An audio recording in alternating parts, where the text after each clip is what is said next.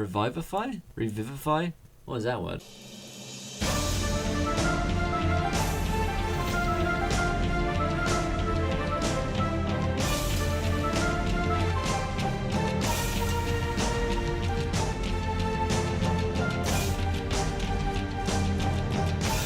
Hello everybody and welcome to Encounter Roleplay. My name is Will and today we're going to be taking a look at the new Unearthed Arcana out, and it is for the Artificer class. And I do say class because we didn't have a class previously. We had a wizard archetype. And now we have its own class. So this is pretty exciting. We're going to take a look through, see what we think, and see what wizards have done with this. So as usual, they say, you know, this is playtest material. Please don't hurt us if it's bad. So basically what I'm getting from this is that Artificers are Iron Man. When creating an Artificer character, think about all this crap. Let's get on to the actual crunch. That's why we're here. So hit points 1d8 per Artificer level, 8+ con modifier, they're on. You get light and medium armor. Proficiency, simple weapons, thieves tools, and 2 other tools of your choice. That's interesting that you automatically get thieves tools. Saving throws are con and intelligence. You get 3 from Arcana, Deception, History, Investigation, Medicine, Nature, Religion, and Sleight of Hand. And pretty simple starting equipment here by the looks of things. So at first level, you choose the type of Artificer Specialist you are, Alchemist or Gunsmith, both of which are detailed at the end of the class description. Your choice grants you features at 1st, 3rd, 9th, 14th, and 17th levels. There's nothing new here really, this is pretty standard stuff by the looks. So here are the proficiency tables and what features you get at what levels and the spells known. So it looks like at 3rd level you unlock spells, which is interesting. Okay, so magic item analysis. Starting at 1st level, your understanding of magic items allow you to analyze and understand their secrets. You know the Artificer spells detect magic and identify, and you can cast them as rituals. You don't need to provide a material component when casting Identify with this class feature. That's interesting. I wonder how you guys do magic item identification in your games. I tend to kind of just tell the group what they have if they can succeed in Arcana check. Sometimes I'll cast Detect Magic or Identify and I'll tell them what that is. But I tend to hand wave that rule overall. Usually though, because on stream we don't really have time to spend 20 minutes looking something up in a book and, you know, having to go through, let's go get an identify scroll and stuff like that. So that is kind of useful, I suppose. Fringe use, but pretty nice to go with the fluff. Then we have Tool Expertise. Starting at 2nd level, your proficiency bonus is doubled for any ability check you make that uses any of the tool proficiencies you gain from this class. So you get 3 tools that you have proficiencies in. So you get a +4 at 2nd rather than a +2, which is nice, I suppose. Cool. Guess you're a tinkerer, so you should be able to use tools pretty well. Alright, let's have a look at Wondrous Invention. At 2nd level, you gain the use of a magic item that you have crafted. Choose the item from a list of 2nd level items below. Oh wow. Crafting an item is a difficult task. When you gain a magic item from this feature, it reflects long hours of study, tinkering, and experimentation that allow you to finally complete the item. You are assumed to work on this item in your leisure time, and finish it when you level up. You complete another item of your choice when you reach certain levels in this class, 5th, 10th, 15th, and 20th. The item you choose must be on the list of your current Artificer level or a lower level. They're detailed in the DMG. So at 2nd level you can get a Bag of Holding, Cap of Water Breathing, Drift Globe, Goggles of Night, and Sending Stones. 5th you can get Alchemy Jug, Helm of Comprehending Languages, Lantern of Revealing, Ring of Swimming, Robe of Useful Items, and some more. And then 20th level you're getting stuff like Eyes of the Eagle, Gem of Brightness, Gloves of the Missile Snaring, Gloves of Swimming and Climbing. So you just get these by the looks of things. You complete the items, so you're assumed to be tinkering with them throughout. So that's kind of nice, you know. Something to do around a campfire at night, you know. I'm working on my Bag of Holding, you know, I'm doing my cross stitch, guys. Spell slots. So we got spell slots there, spell known, yep. Additionally, when you gain level in this class, you can choose one of the Artificer spells you know from this feature and replace it with another spell. So this is standard stuff. Your spellcasting ability is 8 plus your prof plus your intelligence modifier, so you're going to be wanting to max out in intelligence by the looks of things. But let's look back at Infuse Magic over here. So starting at 4th level, you gain the ability to channel your Artificer spells into objects for later use. When you cast an Artificer spell with a casting time of 1 action, you can increase its casting time to 1 minute.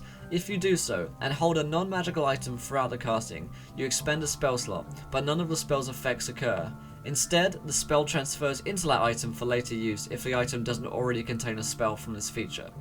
Any creature holding the item thereafter can use an action to activate a spell if the creature has an intelligence score of at least 6. The spell is cast using your spellcasting ability, targeting the creature that activates the item. If the spell targets more than one creature, the creature that activates the item selects the additional targets. That's interesting. If the spell has an area of effect, it is centered on the item. If the spell's range is self, it targets the creature that activates the item. When you infuse a spell in this way, it must be used within 8 hours. After that time, its magic fades and is wasted. You can have a limited number of infused spells at the same time. The number equals your intelligence modifier. It's pretty interesting, actually. Being able to infuse the spells is the mechanic that I've seen before from Artificer stuff. I think that because it only lasts 8 hours, that's pretty good. That kind of limits the things that you can do with it. Alright, so you get ability score improvements at 4th, 8th, 12th, 16th, and 18th level, so that's pretty standard. Superior Attunement at 5th level. Your superior understanding of magic items allow you to master their use. You can now attune to up to 4 rather than 3 magic items at this time, and at 15th level increases to 5 magic items. That's kind of nice. Mechanical Servant, now this is where things can kind of get silly. Hopefully they don't. One thing that I'll be looking for in this is that you can't summon multiple really strong servants. Let's see though. So at 6th level, your research and mastery of your craft allows you to produce a mechanical servant. The servant is a construct that obeys your commands without hesitation and functions in combat to protect you. Like magic fuels its creation, the servant is not magical in itself. You're assumed to have been working on the servant for quite some time, finally finishing it during a long or short rest after you reach 6th level. Select a large beast with a challenge rating of 2 or less. The servant uses that beast's game statistics, but it can look however you like, as long as its form is appropriate for its stats. It has the following modification. It is a construct instead of a beast, it can't be charmed, it is immune to poison damage and a poison condition. Dark vision 60 feet. Understands languages you speak when you create it, but it can't speak. If you're the target of a melee attack and the servant is within 5 feet of the attacker, you can use your reaction to command the servant to respond, using its reaction to make a melee attack against the attacker. The servant obeys your orders to the best of its ability. In combat, it rolls initiative and acts on its own. If the servant is killed, it can be returned to life via normal means, such as with the Revivify? What is that word? In addition, over the course of a long rest, you can repair a slain servant if you have access to its body. It returns to life with 1 hit point at the end of the rest. If the servant is beyond recovery, you can build a new one with 1 week of work, 8 hours each day, and 1,000 gold pieces of raw materials. So I guess the challenge rating of 2 makes it quite a bit stronger than most kind of summons. So I guess they kind of try and balance that with 1,000 gold pieces and a week of reconstruction. The fact that it rolls its own initiative and acts on its own makes it really good. The fact that it's a challenge rating 2 creature as well is really good, and it's immune to a lot of conditions.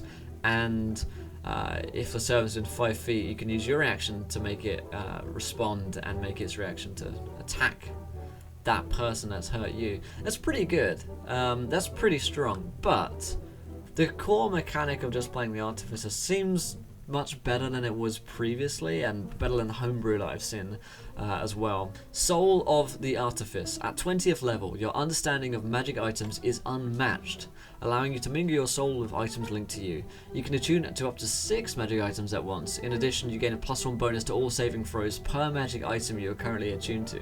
Wow! So if you are attuned to 6 magic items, you get +6 to all the saving throws. That's pretty crazy.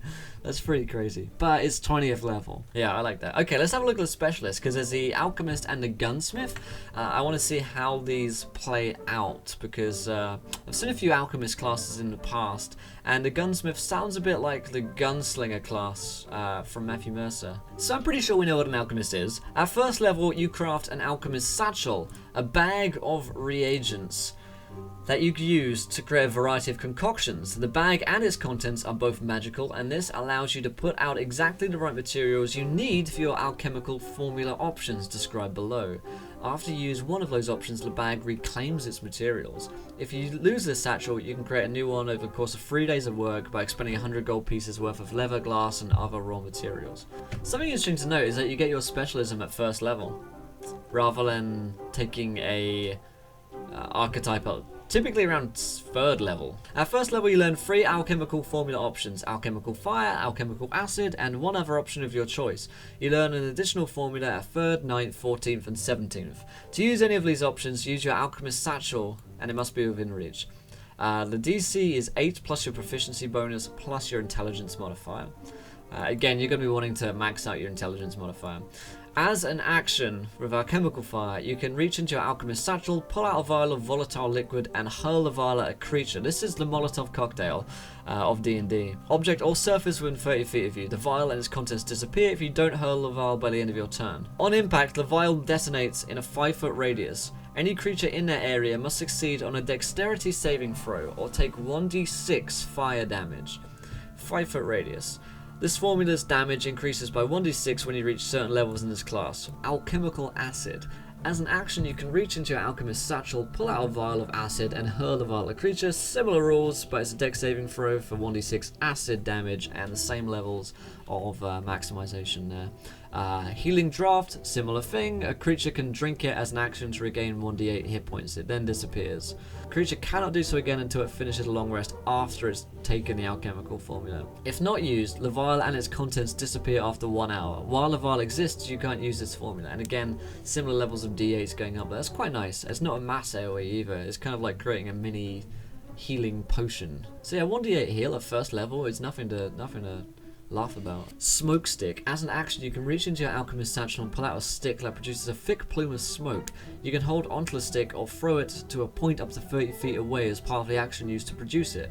The area in a 10-foot radius around the stick is filled with thick smoke that blocks vision, including dark vision. The stick and smoke persist for 1 minute and then disappear. After using this formula, you can't do so again for 1 minute. You kind of think of like fog cloud or something like that, and that tends to be a little bit more useful, I think, than maybe a smoke stick. But you can do this multiple times and just create them, I suppose.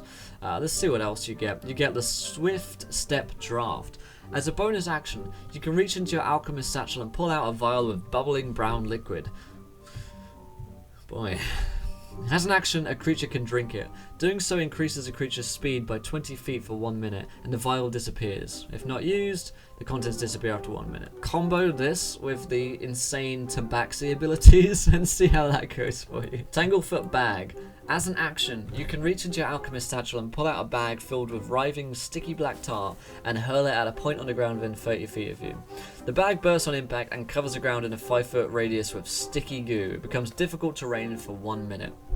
And any creature that starts this turn on the ground in that area has its speed halved for that turn.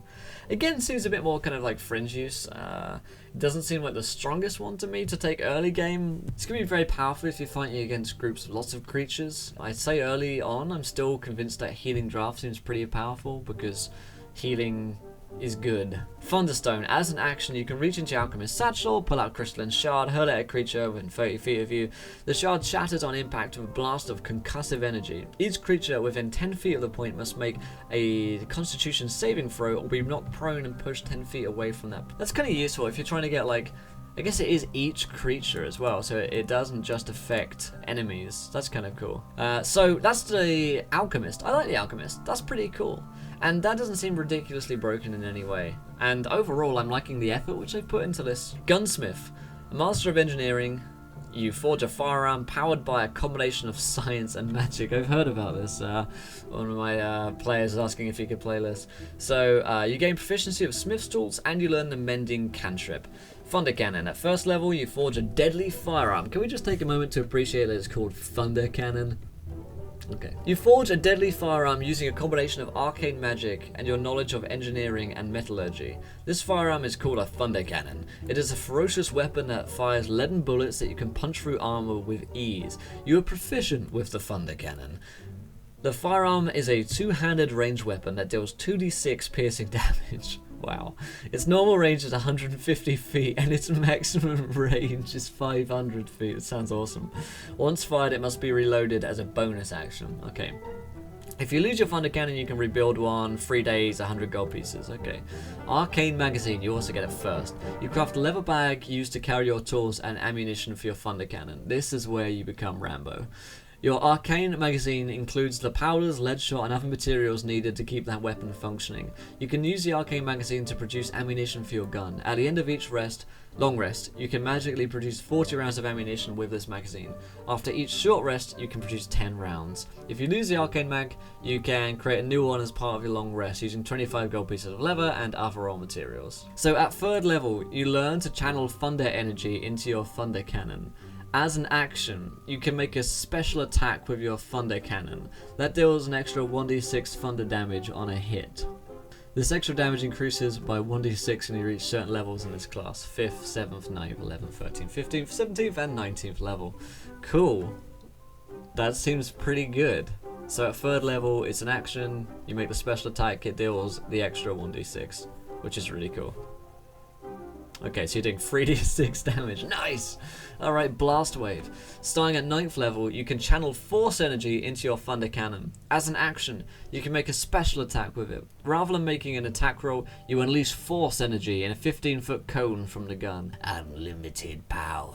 Each creature in that area must make a Strength saving throw with a DC of 8 plus your Prof plus Intelligence. On a failed saving throw, a target takes 2d6 Force damage and is pushed 10 feet away from you. Wow, that's like...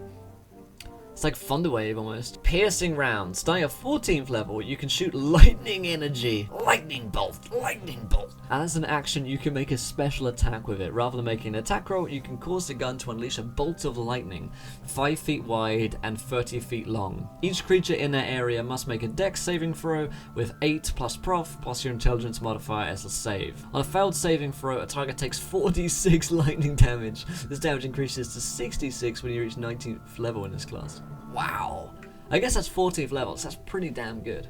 That's pretty strong though. 5 feet wide, 30 feet long, each creature. You could hit your allies in this as well, which is the fun thing. Explosive round. Starting at 17th level, you can channel fiery energy into your thunder cannon. Hello. As an action, you can make a special attack with it. Rather than making an attack roll, you launch an explosive round from the gun. The round detonates in a 30-foot radius sphere at a point within range. Each creature in that area must make a dexterity saving throw with a DC of 8 plus Prof plus Intelligence modifier. On a failed saving throw, a target takes 4d8 fire damage. Wow, okay, cool.